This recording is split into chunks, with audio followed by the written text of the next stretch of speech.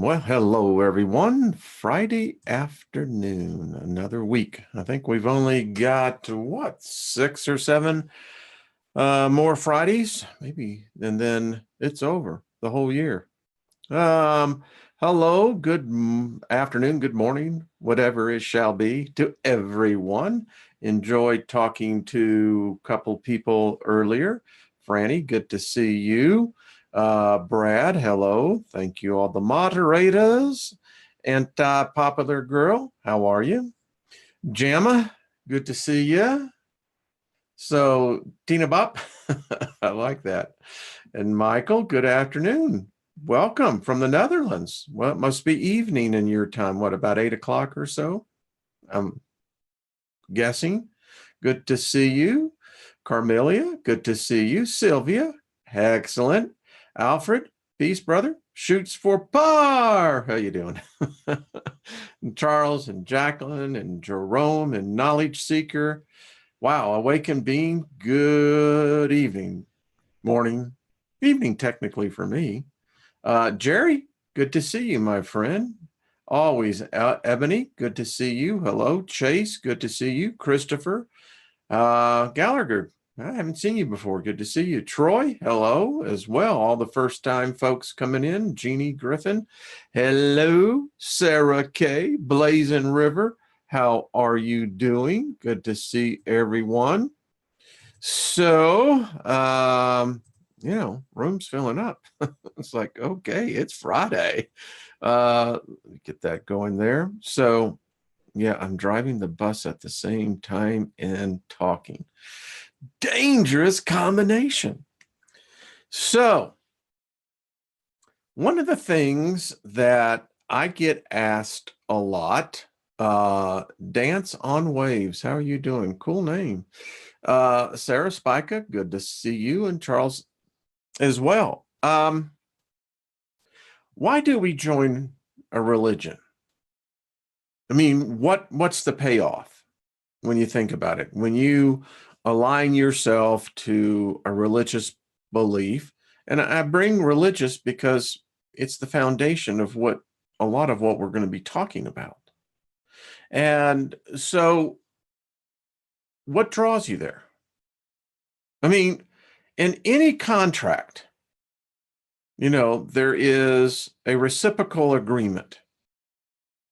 And sometimes there's an identification agreement clause to a contract. But hey, Brian, how you doing, my friend? Cheesesteak 22, good to see you. Bodacious Transformation, I love that. Experimental Elements, hello. Great Scott. World's Lost, good to see you. So really, what draws you there? I mean, I think we could get it down to a couple of things. Number one, you buy into the fact that you're going to live after you die. Okay. All right. That's a good motivator for most people. Second, I think many people look to it as a guide, a moral compass, a way that you build character, integrity. These are the tenements of all religions. They have all of that embedded in them. Okay. Then really outside of that, what does the deity get in return for giving you eternal life and somehow or another making you a better person? Or is it really making you a better person?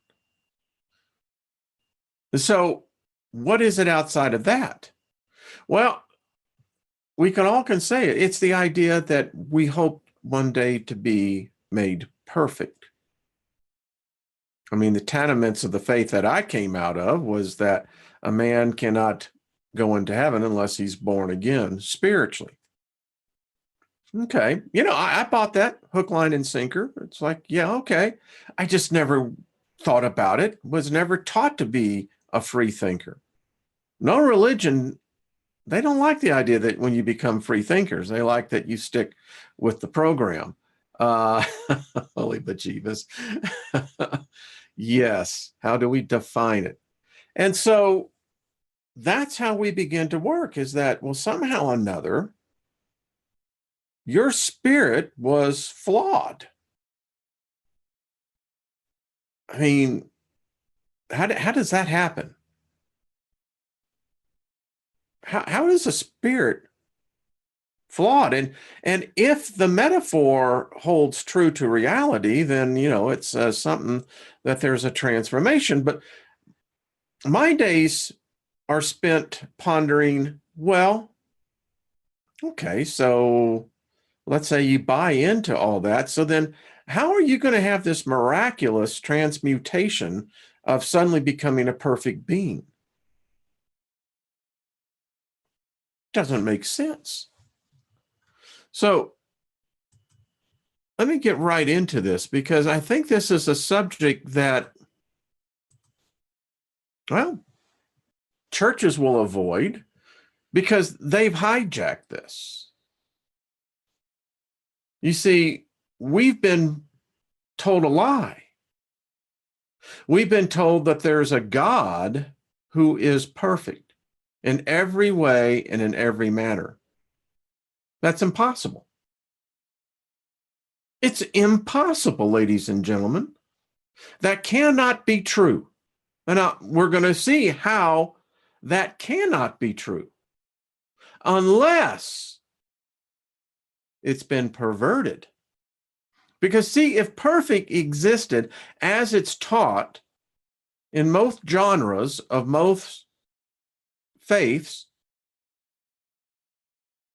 well, if that existed, then nothing else could exist. You see, perfect does not exist. If it did, nothing else could. You can't define it. The ambiguity within itself, much to the kin of so much that where religions have dominated the consciousness of man, have failed man, is that they give us these ideals of somehow these deities that are supposed to be perfect, but yet you exist imperfect. Now, how does that happen? You see, something's wrong here. Something is fundamentally, foundationally wrong in this concept of a perfect God, a perfect deity, a perfect place. Cheers to everyone with the hot beverage and tea, is my case. All right, so let's get real serious with one another. No more platitudes, no more let's be really nice. Let's get real serious. This is class. How do you define perfect, perfection? What standard are you using? Where did that standard originate from? Because if it originated from the mind of man, which all religions do, it can't be perfect. Man cannot write what perfection is because man does not know even the concept of what perfect is. He has nothing to base that upon. No model, no image, none. Any religious book, Bible, Quran, whatever, the Torah, whatever, is not a reflection of any deity being perfect. And what measurement? How is it measured? Who set the standard? And compared to what? By any count today, there's thousands of gods in the world, all worshiped by people. each one claiming to be the right one. So by what measure do you compare perfect or perfection? And to what? Humans? We can't do it with gods because no God is ever manifested before any human being. None. So where do we get this at? And here's the thing, folks. If like produces after itself, where did imperfection come from? A perfect God? You see, the whole conundrum with the idea of a perfect deity, a perfect God, is that then in the abstract, we don't exist. We can't exist. You can't exist in a construct that you said is perfect, because it's imperfect for the fact that you are here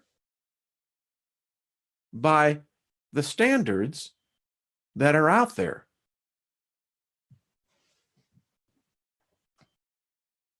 So explain to me, how does a perfect God even allow?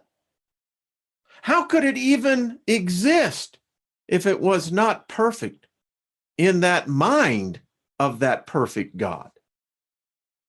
You can't come in here and say, well, free will. Sunshine. You're going to have to suck it up a little bit deeper, Cupcake, for that argument, because it falls flat on the very foundation. Free will my ass. Free will for what? It's an easy out. It relinquishes all responsibility of the deity. No, I ain't buying it. You created it. You own it, Sunshine. Suck it up. But no, God does. All look for an excuse, an out. And it's ambiguous in its terminology as to what perfect is. Take a peek on this one, friends. Let's just look at what perfection is defined as. Having all the required or desirable elements, qualities, or characteristics as good as it is possible to be. Well, that's a moving marker. I mean, no matter where you set it, someone down the road can move the marker again. So, and look at the synonyms that we use this in our vernacular every day, in our belief systems.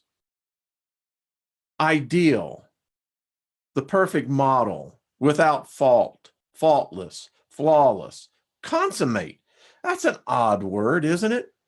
Quintessential, exemplary, best, ultimate, copybook.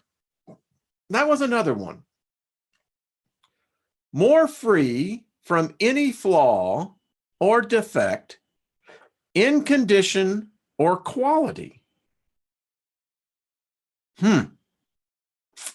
Mint, as good as new, pristine, impeccable. That's a word most people have no idea about today. Immaculate, superb, superlative, optimum, prime, optimal, peak, excellent, as sound as a bell, unspoiled, unblemished, undamaged, spotless, unmarred, picture perfect. There's an oxymoron right within itself. Precisely accurate, exact. The synonyms that we use: exact, precise, accurate, faithful, correct, unerring, inerrant, right, true, strict. Highly suitable for someone or something. Exactly right. Well, if we took that definition right now and applied it to virtually every belief system on the planet today, You could say every person in themselves could develop their own God because it would be exactly right for them. And we use words ideal, just right, right, appropriate, fitting, fit, suitable, apt, made to order, tailor-made. Yeah. Make something completely free from faults or defects, or as close to such a condition as possible. That's like herding cats in definition. To make something completely free from faults. What would that look like? I mean, you can define faults. What is missing the mark? Not measuring up? Isn't that no difference than using the term normal? And isn't normal probably one of the most, in certain terms, very bigoted? Because you see, normal, if you are not normal, then you are not like everybody else. Doesn't mean that you're flawed. You're just not like everybody else. And therefore, you have defects. You must come and pray. You must kneel. You must study. You must give devotion. You're not worthy. You're flawed. You're imperfect.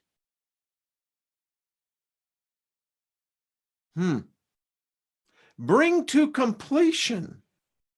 Finish. Now, that's a term not associated with perfect. To bring to completion. Now, we know that that in itself is not an ending. Completion is just that, a cycle, a process, a time. Now, here's an interesting, in law, is to find perfect, is to perfect, is to satisfy the necessary conditions or requirements for the transfer of a gift or title, etc.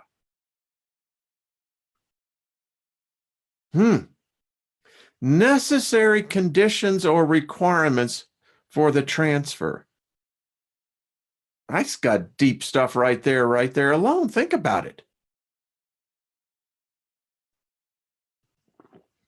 To satisfy the necessary conditions.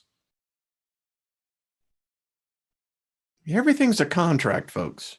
You're not here just because you think that you're immune to it.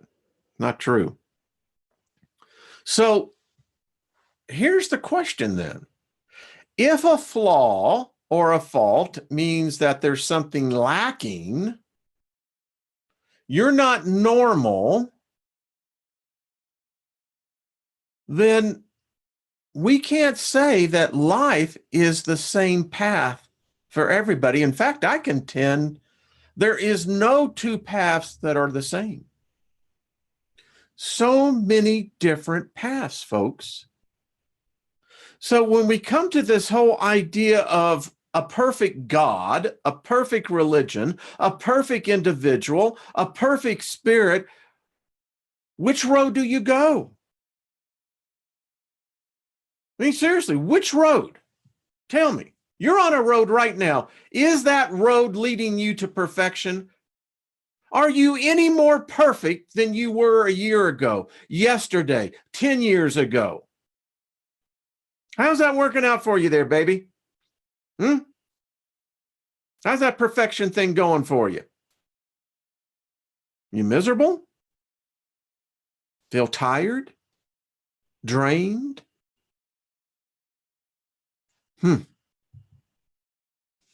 Which path in life?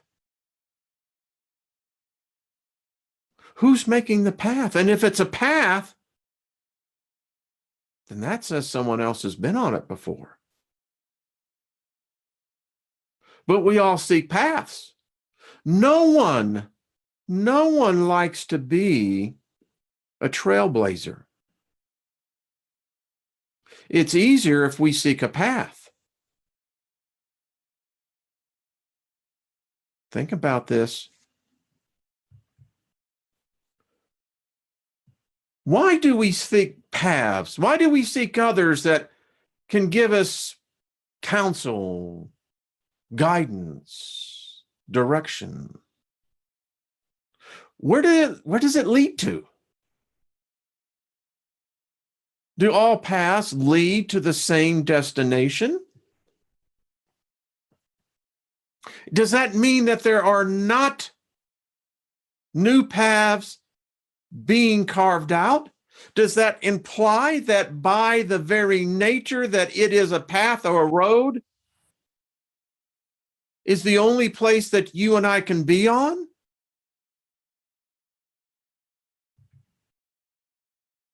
The destination.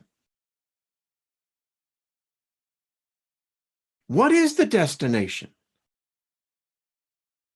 If perfection is what the afterlife is supposed to bring, how does that occur?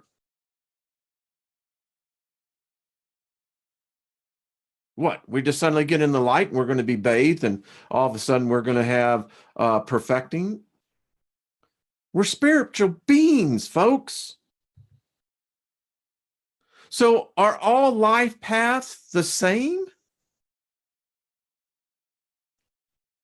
I ask the question again. I mean, and then when you start thinking of the path, what kind of path? Dirt path, gravel path, asphalt path, concrete path, grass path? How can they all be the same? How can it be the same process for the person born 2,000 years ago to a person born today or to a person born 5,000 years ago? How can the path be the same? Completely different realities, constructs.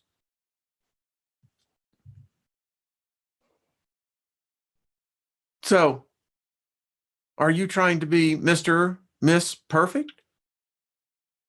Wherever you go? Do you want to show them your bright, sunny smile? I mean, is this your goal here? I mean, it's nothing bad. I know a lot of people who try to reach perfection are very miserable because they're always failing.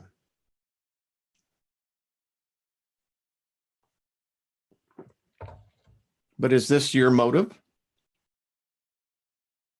Is this what drives you?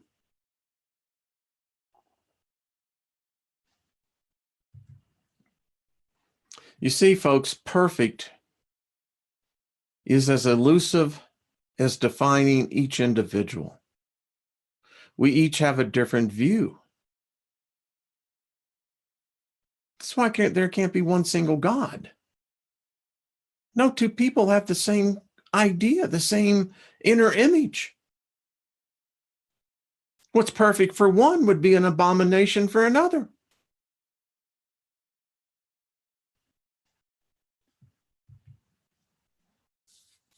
So tell me, where are the flaws here? Is this imperfection? Take a good look. This superior life form keeps you and I alive. Is this imperfection? I ask you. How about this? Capturing a world within a world that we never see. Is this perfection or is this flawed? How about this? Is this perfection or imperfection? Are these two creatures flawed? Do you think their quest is for becoming perfect?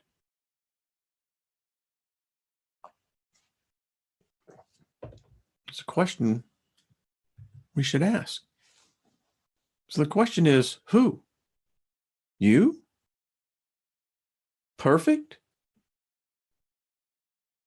Could that be possible? You being perfect? You see, it's an illusion, folks. It's depending on who's painting the picture. We say and are taught nothing's perfect here. That's a blatant lie. It may very well be that there's nothing imperfect here. It's just the way that we see it. Stop trying to become what you already are. Now, if you want to improve upon perfection, is that even possible? Can perfection be perfected? Because in one sense, if you imply that perfect is the ultimate goal, let me tell you why that's an illusion. It's finite. How can perfect be finite? How can anything be perfect that's limited?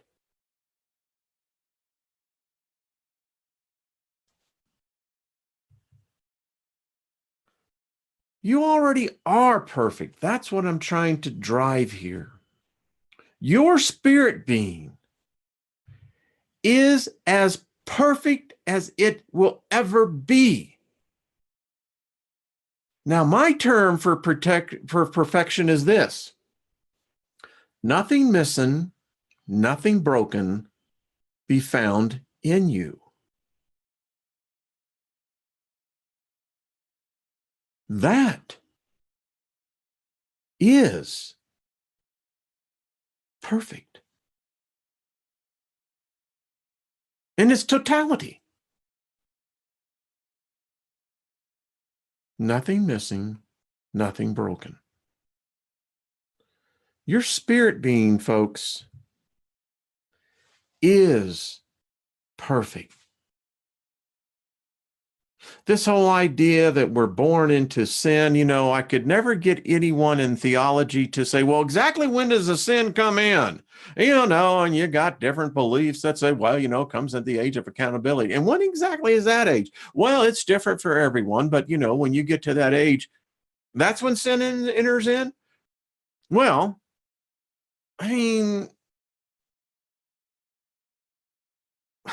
seriously? How do you perfect a spirit? Now, the body may not be perfect, the soul may not be perfect, but explain to me, how does the spirit become perfected?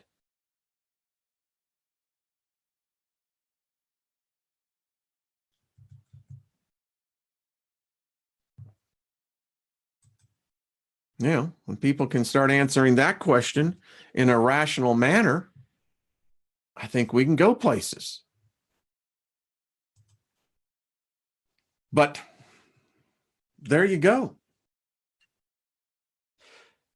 At some point in time, you've just got to ask yourself, well, this doesn't make sense.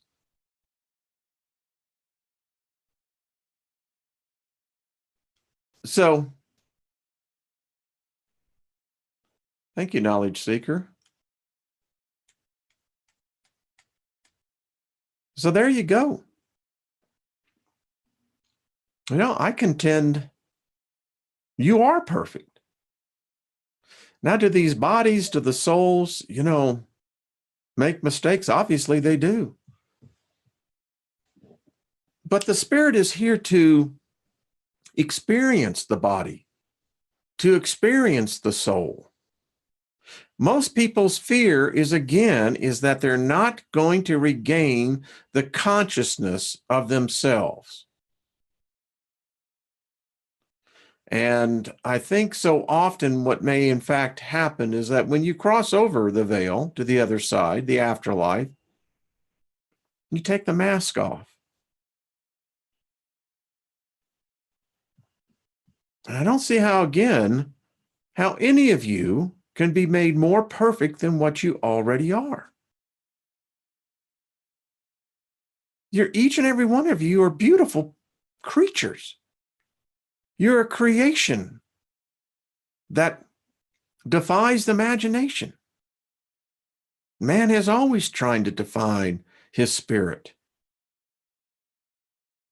And maybe if we would start looking at ourselves as spirit beings in an experience, maybe things would begin to change. I think that's the case.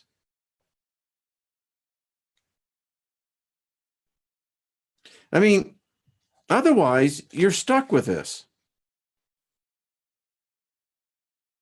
How do you define perfection then?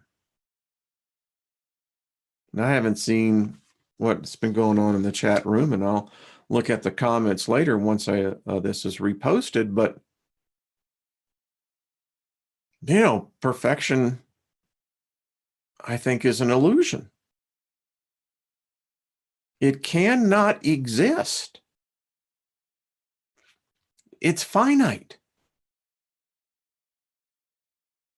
That's my hypothesis, that it can exist.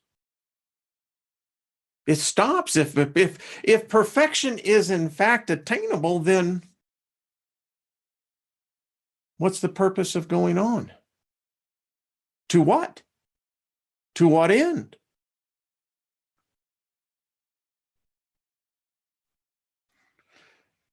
We spend so much of our lives in self-condemnation, belittling something that is perfect already. We beat ourselves up mentally, sometimes physically, and it's an assault on your spirit. Now, your spirit is it's a perfection in many ways, fully equipped, immortal, never stops, never ends, never dies. But yet, people go through lives hating themselves. Many of it's because it's taught abuse, self-inflicted, outside inflicted. And so many people are alone, even when they're with the ones called family, loved ones. No relationship is perfect. How could it be? But yet, there's something more that we're here to obtain. And again, if it's not for the experience of the five senses and the introduction to the concept of a soul, then what is it? It couldn't be to become perfected. I mean, unless you buy into the axiom that perfection is made by suffering. Personally, I think that sucks. I have suffered. We all have. But I don't know about you. Could have done without it. Now, I know people say, well, that's how you grow and that's how you learn. I agree that you grow and learn by the mistakes. It's how you acquire knowledge. It's how we all get there. And again, that's why you're here. That's why your spirit being is here. What an experience. I mean, seriously, folks, let's talk sex. I mean, is that not the coolest thing? How about when you first kissed the first boy, the first girl? I mean, come on. First time you had chocolate. First time you think about all these things, and your spirit being is just loving it, is absorbing it. You see, I don't know if life experience can be made perfect. I don't think that that's what it was designed for. It's perfect because it's imperfect. Through the imperfectness of it, it becomes perfect. When you pass on to the other side, you'll be telling everyone, I had the ride, you wouldn't believe it. I don't know, however the tales go, but nevertheless, your experience is your experience. Your spirit experienced that no one else could.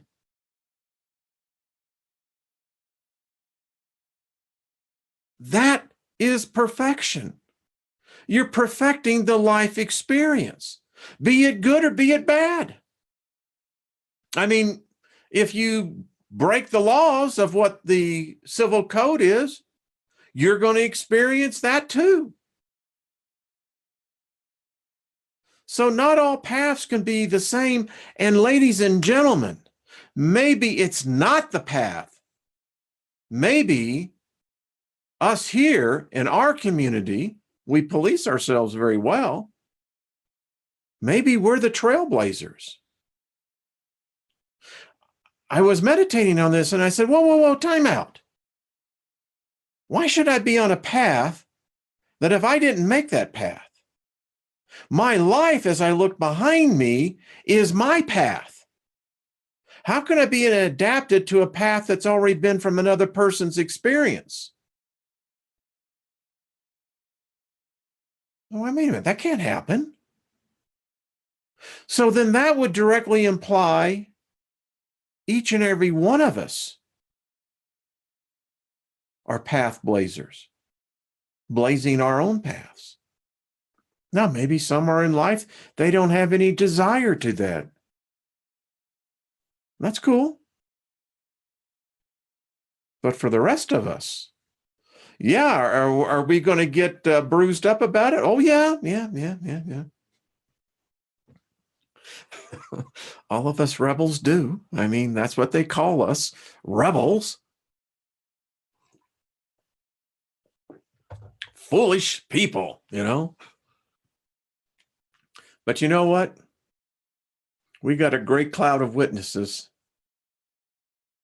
and they're cheering us on. They're telling us, don't give up, folks. Live it, no matter what the circumstance, cataclysm or, the best. I mean, whatever the circumstance, whatever the condition, whatever the experience, your spirit being is living it. And it's not a question of perfect or being perfect. You already are. I mean, that's like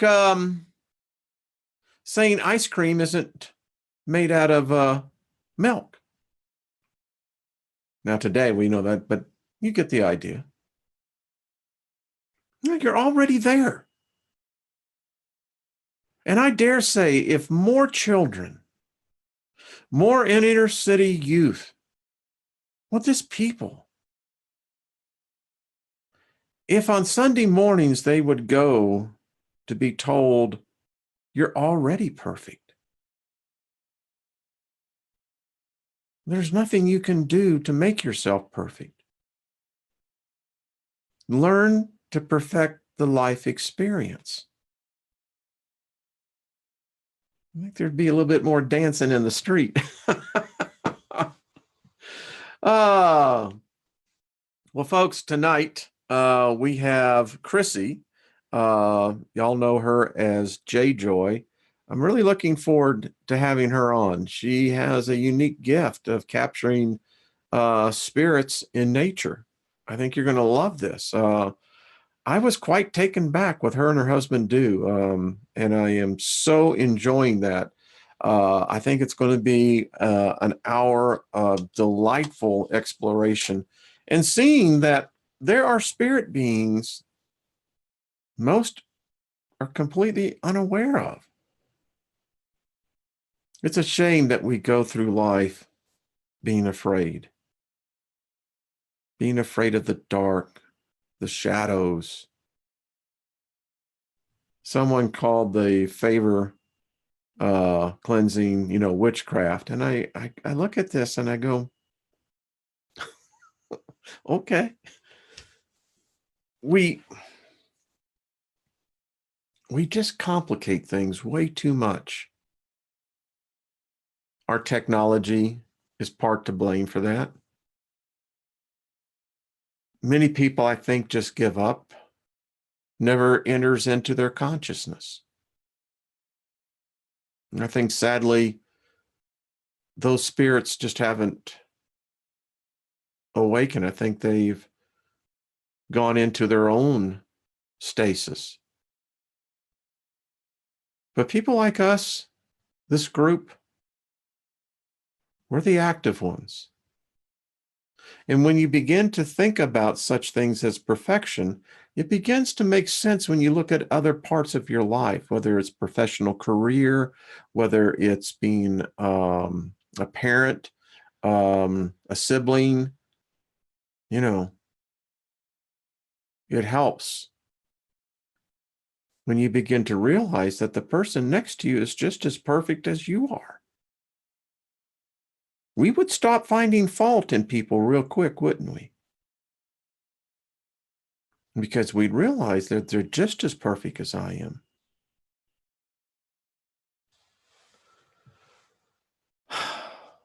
So there you go. The little tidbit for the day. Well, I'm going to end this one early, beyond tonight. And I hope you give this a lot of thought. There's great healing in this wisdom. Great healing. It will also become a protector of ever allowing fear to enter into your life again. And completely devoids it of any energy.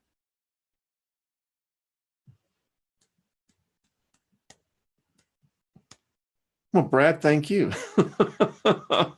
I hope that everyone gives this some thought. I'll just tell you, I'm a happier dude now, man. Just even my brothers, I have brothers, yes. Just, you've changed. Yeah, I have. Don't get so uptight anymore. And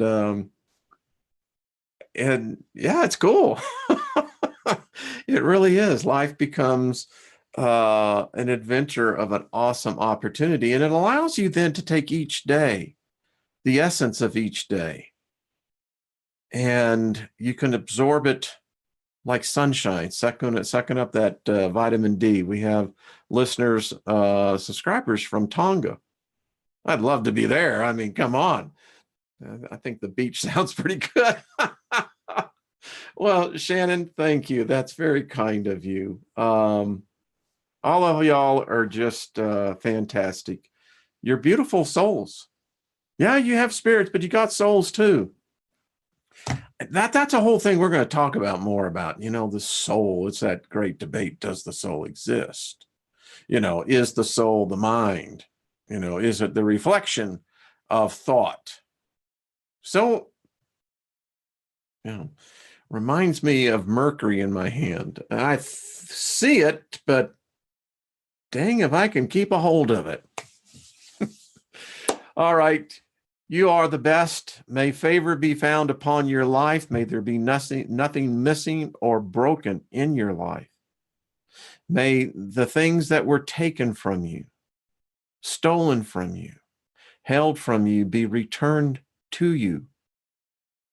And may you begin to see life as a thrill of a lifetime. So, folks, you all are the best. We will see you this evening. In the interim, enjoy the day. I heard the Northeast got clobbered. Yeah. Yeah. winter may be a white Christmas for all of us. Who knows? You know, NASA is disclosing a lot. We're going to talk with Claudia on this thing on Monday night. I mean, if y'all listened to my radio show last night, the fact that there is more in the last 2 weeks, more disclosure is now coming out from the leading scientists, weather observation agencies, etc.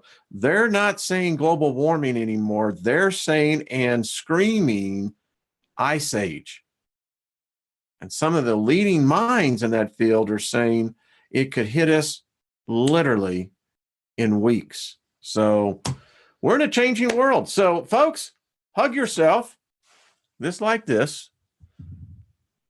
Just got to give yourself a real big. This is what I think of all you folks out there. And if you find you're getting too stressed, well, relax, calm down now. Don't stress. Take it easy. okay, that's the best advice and guidance I can give you. Hey, Death and Destruction, Steve Miller Band, absolutely fantastic. Yeah, I was digging that. Hey, Brian, Dark Matter Hurricane, yes, Brian, you going to talk about that? Yeah. So, folks, it's happening. Disclosure is happening. We are living it, and 2019 is even. Someone said, "Well, Wayne looks stoned," and I'm going, wish that was the case.